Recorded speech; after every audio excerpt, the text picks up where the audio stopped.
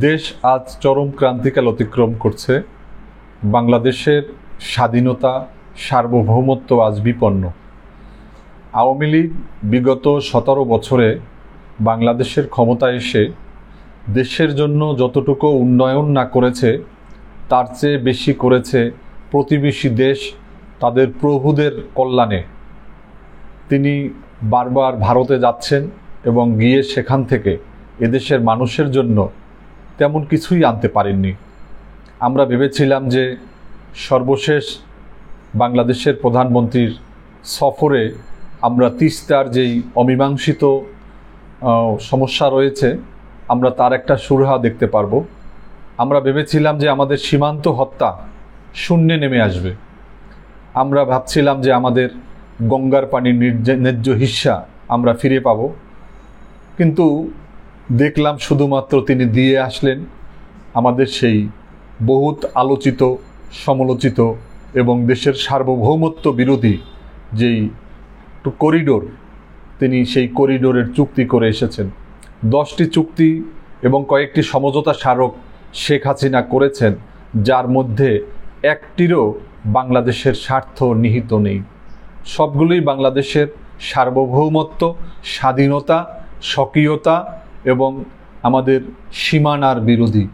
আপনি দেশের মানুষ দেখেছে যে বিগত দিনগুলোতে বাংলাদেশের সাথে ভারতের প্রধান যেই সমস্যা তা হচ্ছে পানির সমস্যা।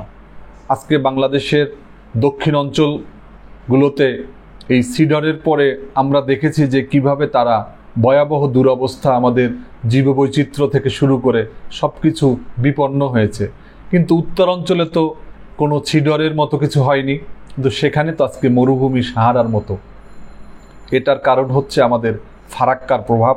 ফারাক্কার প্রভাবের কারণে আমাদের পদ্মা শুকিয়ে গিয়েছে, আমাদের মহানন্দা, ব্রহ্মপুত্র থেকে শুরু করে আমাদের সেই মধুমতি নদী, হার্ডিংস ব্রিজ, সেই উত্তর অঞ্চলের মানুষগুলো আজকে সেই আরবের মতো সেই সাহারা মরুভূমিতে পরিণত হয়েছে। আপনি জানেন যে আমাদের পূর্ব দিকের সেই সিলেট অঞ্চলকে ঘিরে ভারত 54টি অভিন্ন নদীতে বিভিন্ন ক্যানেল, ড্যাম নির্মাণ করে বাংলাদেশের স্বাভাবিক পানির যে প্রবাহ, ভাটির দেশ হিসাবে আমাদের যেই ন্যায্য হিস্সা তা থেকে আমাদেরকে বঞ্চিত করছে। তারা বন্যার সময় আমাদের সেই ক্যানেলগুলোকে তারা খুলে দেয়। আমরা দেখেছি যে সিলেটে আজকে যেই বন্যা হচ্ছে সেখানে আমাদের লক্ষ লক্ষ মানুষ আজ পানিতে ডুবে মরছে, সেখানে পাহাড়ি ঢল সেখান থেকে আসছে। এটা কিন্তু ভারতীয় সেই পাহাড়ি ঢলে কিন্তু আমাদের বাংলাদেশের বন্যা হচ্ছে।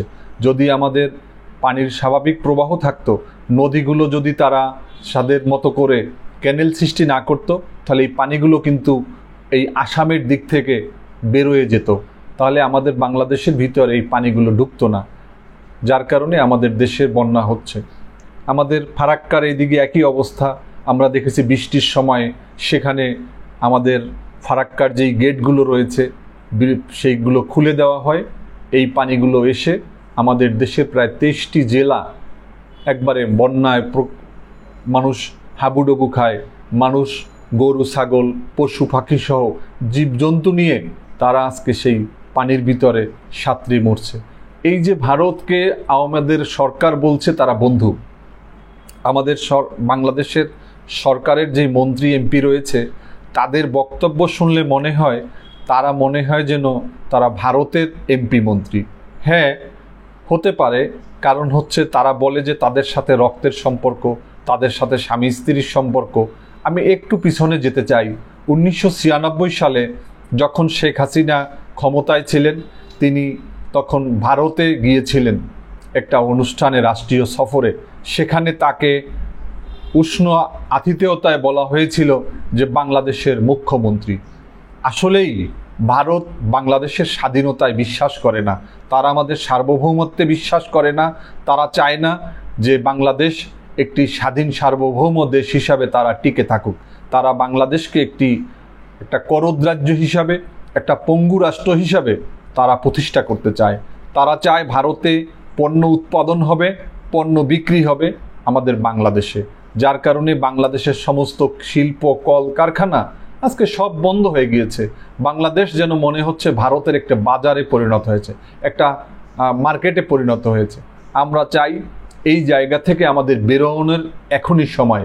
সারা দেশের মানুষের ভিতরে ভারতীয় যে আগ্রাসন, ভারতের যেই আমাদের উপর চাপিয়ে দেওয়া যেই পররাষ্ট্রনীতি এবং এখানে যে রাজনীতিতে যে অবৈধ হস্তক্ষেপের মধ্য দিয়ে তারা একটা নতজানু, একটা কারজাই মার্কা সরকার শেখ হাসিনাকে দিয়ে তৈরি করেছে।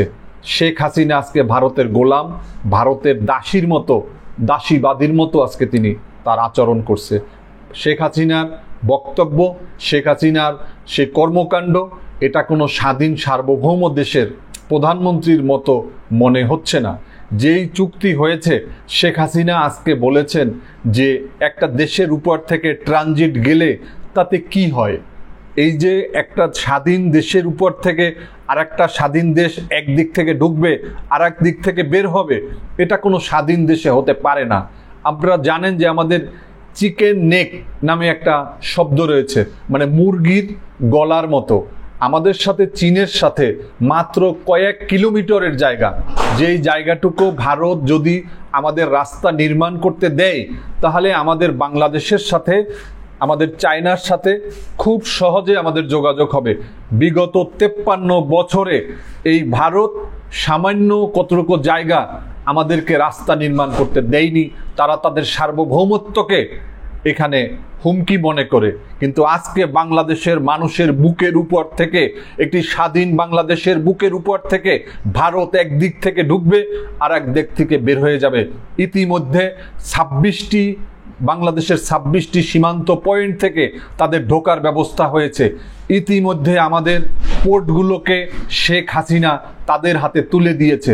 পায়রা বন্দর, আমাদের চট্টগ্রাম বন্দর, মংলা সমুদ্র বন্দর, আপনি এরকম করে আমাদের যেই নদী বন্দরগুলো আছে সেগুলো তাদের উপর ইজারা দেওয়া হয়েছে। আজকে বাংলাদেশের বিদ্যুৎ ভারত থেকে আদানি গ্রুপের মাধ্যমে যে বিদ্যুতের নামে বাংলাদেশ থেকে হাজার হাজার কোটি টাকা শুধুমাত্র রেন্টাল, কুইক রেন্টালের নামে আমরা শুধুমাত্র ভাড়া দিয়ে যাচ্ছি, কিন্তু আমাদেরকে বিদ্যুৎ দেওয়া হচ্ছে না। আপনি জানেন এই ভারত, এটা জন্মগতভাবেই একটা ফ্যাসিবাদী একটা চরিত্র তাদের। আমাদের করোনার সময় আমরা টাকা দিয়েছিলাম, আমাদেরকে কিন্তু করোনার টিকা দেওয়া হয় নাই। আমরা ভারতকে দেই জামদানি শাড়ি, আমরা ভারতকে দেই ইলিশ মাছ, আমরা ভারতকে দেই আম, ভারত আমাদেরকে দেয় লাশ, ভারত আমাদেরকে দেয় ফেলানির মতো সীমান্তে লাশ। আমাদের প্রতি মাসে, আপনি জানেন গতকালকেও আমাদের ঠাকুরগাঁও সীমান্তে একজন বাংলাদেশিকে হত্যা করা হয়েছে। বাংলাদেশি মানুষদেরকে হত্যা করা যেন ভারতের একটা স্বভাবজাত বৈশিষ্ট্যে পরিণত হয়েছে। আর আমাদের সেই ঐতিহ্যবাহী এবং সেই যাদের নাম শুনলে সীমান্তের বিএসএফের হাঁটু কাঁপত, সেই বিডিআরের নাম নিশানা ভারতের চক্রান্তে এবং সরকারের, আওয়ামী লীগ সরকারের ষড়যন্ত্রের মধ্য দিয়ে আমাদের বিডিআরের নাম নিশানা মুছে ফেলা হয়েছে। পিলখানা হত্যাকাণ্ডের সাথে আজকে জাতির সামনে পরিষ্কার হয়েছে যে পিলখানায় যেই ট্র্যাজেডির কথা বলা হচ্ছে, এই ট্র্যাজেডির পিছনে ভারত জড়িত এবং বাংলাদেশ সরকার এই ষড়যন্ত্রের সাথে ওতপ্রোতভাবে সম্পৃক্ত হয়ে আমাদের সেই পদুয়া বড়ইবাড়িতে যেই বিএসএফের সাথে তৎকালীন সময়ে দেশপ্রেমিক বিডিআরের যে যুদ্ধ হয়েছিল তার বদলা নেওয়া হয়েছে। এভাবে একটা দেশ চলতে পারে না। এ মুহূর্তে আমি মনে করি বাংলাদেশের সমস্ত রাজনৈতিক দলগুলোকে একটা জায়গাতে আসতে হবে।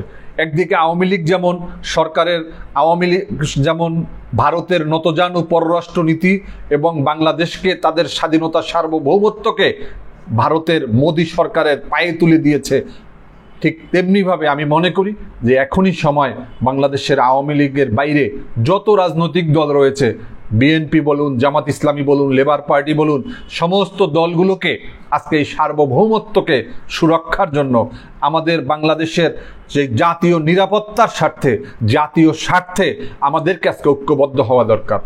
যদি আমরা এটা করতে যতটা বিলম্ব হব, যদি এই রেল লাইন বাস্তবায়ন হয়, বাংলাদেশের সার্বভৌমত্ব বলতে কিছু থাকবে না।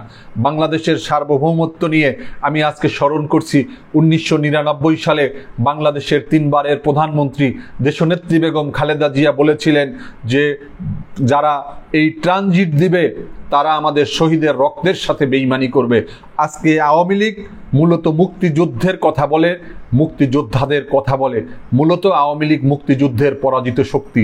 তারা বাংলাদেশকে মূলত ভারতের হাতে তুলে দেওয়ার জন্যই তারা আজকে এই প্রোপাগান্ডা করছে।